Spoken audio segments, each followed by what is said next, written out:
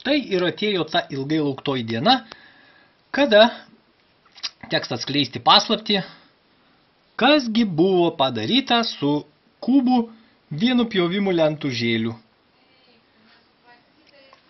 Ir štai paslaptis išaiškės, kodėlgi teko taip nebūti daug sode, o visą vasarą prasikuisti viduje. Štai paslaptis išaiškėjo.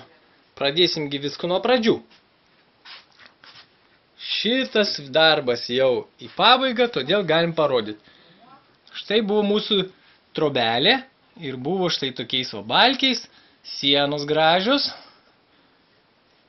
Vieną sieną mes paliksim tokią visą balkių, o kitą sieną štai ir šitos lentūžėlės.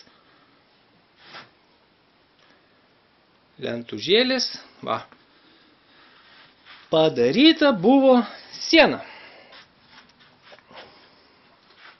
Štai taip, atsitraukiam sieną, vieno pjovimo lentučių. Jos, aišku, buvo visus nušlifuotos. Taip.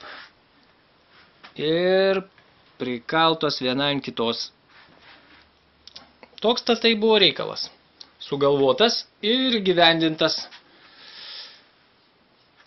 Aplink langelius. Palangės padarytos. Taip. Čia viskas buvo nepaprasta suleist, bet pavyko. Va. Aplink šitą langelį. Irgi. Štai toks tai dalykas. Po palangę, aišku, pastatyti radiatorius, jau šildysimės po truputėlį. Vasaros sezonas baigėsi.